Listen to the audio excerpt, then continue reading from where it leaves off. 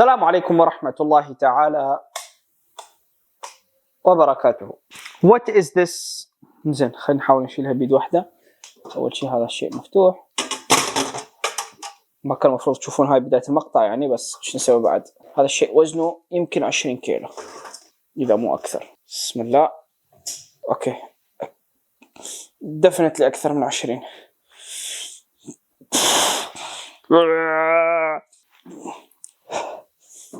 بسم الله. أوكي، حتما أكثر من 20 كيلو بكثير. مع انه احنا ما نحب HP، كلنا نعرف ليش، لكن طبعا اللي ما يعرف ليش بالمناسبه HP عندهم مصنع تجميع باسرائيل، فاحنا ما نحب HP وما نشتري HP. الشيء الوحيد اللي ابيعه من HP هي هذه الطابعه، وتوهقنا بها لانه اشتريتها في صيف السنه الماضيه تقريبا، قبل سنه، طبعا قبل الاحداث بكثير. ولم أكن أعلم ولم أكن أدري. بعدها بشهرين ثلاثة اكتشفت وتوهقت بهم. لا أحد راضي يشتريهم، ولا أحد راضي يشتري أصلا الطابعات أصلا من يمي. الشباب اللي محتاج طابعة يكلمني. على كل، نرجع على موضوعنا. هاي شني يا أسامة؟ جاني زبون قال لي أسامة هذا الشيء قديم مرمي عندي بالبيت، شوف شو يحتاج، سوفتوير أو هاردوير، ورجع لي نظيف.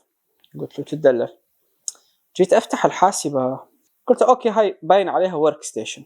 دخل عندي صديقي المحل قال لي أسامة ترى هذه انتل زيون. قلت له هذه راح يتصور عليها فيديو، باين أنه قديمة صحيح يا جماعة، على ستيكر ويندوز 7. نرجع على موضوعنا. زين، خلينا نحاول نفتح الحاسبة أول بأول. راح أقول لكم وجهة نظري، وبعدين راح أقول لكم شو راح نسوي وش راح نطور. راح أقول لكم لو حاسبتي هذه أنا شو أسوي بيها. أولا خلينا نشيل هذه. حاولت أشيل هذه البارحة ما انشالت بسهولة، فخليني أحاول أثبت الكاميرا بهالشكل. بسم الله.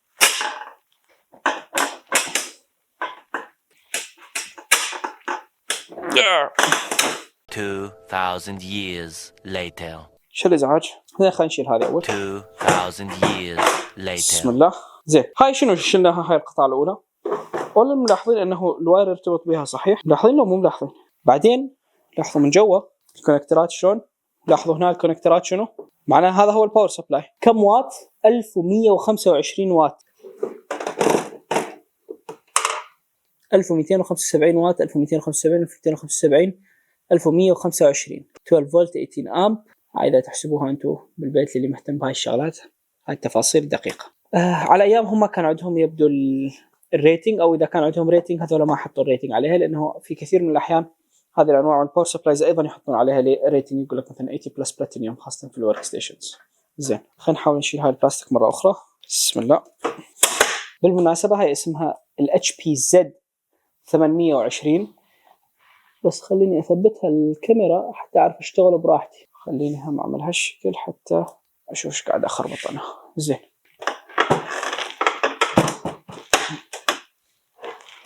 2000 years later.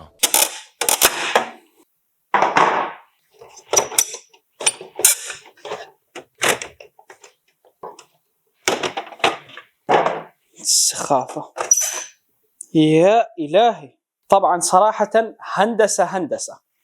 هذا الشيء يرتبط بالمذر بورد مباشرة باستخدام هذا الشيء اللي يشغل 1 2 3 4 5 مراوح. 1 2 3 4 5 مراوح. نعم 5 مراوح. بعدين أكو مروحتين هنا، بعدين أكو مروحتين هنا. 1 2 3 4 5 6 7 8 9 مراوح. جميل جدا. الآن خلي أراويكم شنو المميز بهذه التجميعة، إذا نقدر نسميها تجميعة. طبعا هي في النهاية تجميعة، نعم يا جماعة، لكن خلنا نبدأ. شنو شايفين؟ شيء مميز وغريب، أشياء مميزة وغريبة، أشياء. طبعا الرجل دخل عندي قال لي عليها 32 رام، بس أنت هنا تشوف الستيكر أنت ما تعرف الرام شلون 32 قديمة هذه. فأنا مباشرة خمنت تخمين قوي وطلع قريب جدا. إذا تشيلون هاي القطعة بس. بسم الله. 4 جيجا بايت 2R x 4 PC3 10600R. هذه DDR3 CL9 DDR3 4 جيجا 4 في 8 32 جيجا بايت DDR3 رام. طيب هذا جيد. طبعا يكفي أنه 32 جيجا بايت رام DDR3. طبعا حاليا تقدر تشتري 8 في 4 DDR3 موجودة، لازم المذر بورد مالك يتحمل بس، وموجودة لكن مميزة. هاي شنو؟ هذا مجرد هيت سينك. اللي تحت الهيت سينك شنو؟ انتل زيون. الآن هذا هو المميز. هذا الشق، هذا النصف عادي جدا.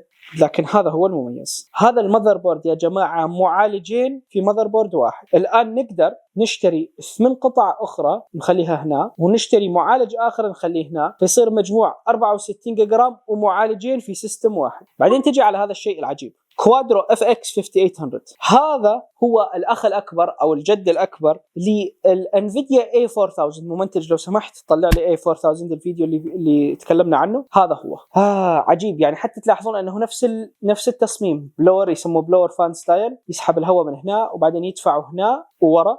لاحظوا حتى ديسبلاي بورت 2 دي في اي، وصراحه هذا لا اعرف ما هو، راح نكتشفه بعد شويه. تجي مثلا هنا دول ايثرنت بورت، حاليا هاي مو موجوده بالمذر بوردات الا الورك ستيشن مذر بوردز. هذه ماوس وكيبورد يسموها بي اس 2، يو اس بيز عاديه، صوت. هذا اسمه سيريال بورت. هذا صاحبي كان موجود، قلت له ما هذا؟ قال لي هذه للطابعه. قلت له متاكد؟ قال لي متاكد 100% للطابعه. راح اطلع لكم اسمها التكنيكال شنو اسمها بعد شويه، لكن هذه هي مكتوب هنا مواصفاتها انتل زيون اي 5 2.9 جيجا هرتز. هاي شنو بالضبط لا ادري، بس احنا راح نفتح هذا بعد شويه، راح ننظفه حتى نشوف شنو المعالج اللي تحته، لانه المعالج ضخم، معالج ضخم جدا. هذا اسمه انتل ال جي اي 2011 او 2011 كما شايفين هنا، لانه اكو 2011 قطعه حديد بن من المذر بورد يلامس سي بي يو من جوا. مثلا حتى تعرفون معالجات انتل جيل ال 12 وال 13 وال 14 اسمه ال جي اي 1700، لانه اكو 1700 قطعه ملامسه. عندك معالجات الرايزن الجديده يسموها ال جي اي 1718 لانه اكو 1718 باد من ورا.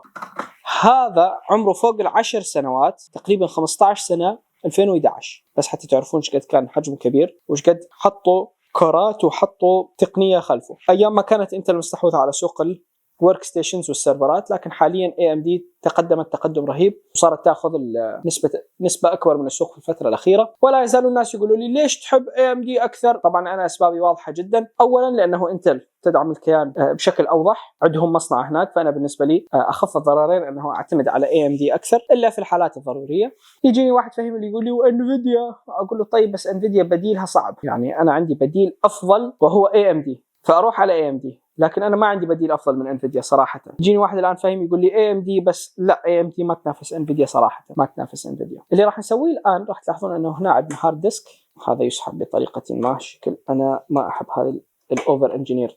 المهم هذه تسحب، تقدر تسحب الهارد ديسك من جوا بطريقه ما، اذا هذا الشيء يقبل لو سمحت. حلو، هارد ديسك، وراح تلاحظون انه اكو سيتا باور هناك جوا، فهذا راح يسهل علينا حياتنا. هذا الواحد هذا 2 تيرا، واللي تحته اظن 200 جيجا.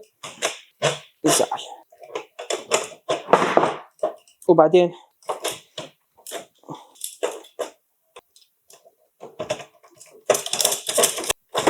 زعل، بعدين نحطه نفس الشيء هنا، وهذا فارغين وفاضيين، فراح نحط الاس اس دي هنا مباشره، خاصه اذا مربوطين مباشره هنا في مكان ما. المفروض مربوطين، شايفين اكو 4 وايرات سيتا كيبل، نحتاج بس نسحب لنا سيتا باور في مكان ما. حتى على الاغلب مربوطين بالسيتا باور باستخدام هذول البنات اللي هنا اللي جوا. فبس نحط اس اس دي ونشغل عليه ويندوز، نفرمتها على ويندوز 10. اذا اكو شيء يضبط في البايس ونضبطه، ننزل الدرايفر مال الكرت. هذا الكرت للورك ستيشن وليس للعب، لكن المفروض نقدر نشغل عليه. ممكن عندي العاب يا جماعه، وصلني وين الهارد ديسك المتنقل مالي، خبيته في مكان ما. هذاك هو، شايفينه فوق الطابعه، عندي عليه العاب، وراح نبدا ان شاء الله تعالى نختبر الالعاب على اجهزتنا. فنبني جهاز جديد، مثلا اذا نبني رايزن 5 7500F مع 4060، اطلع لكم ادائها نهايه الحلقه بمجرد انه شغل الالعاب.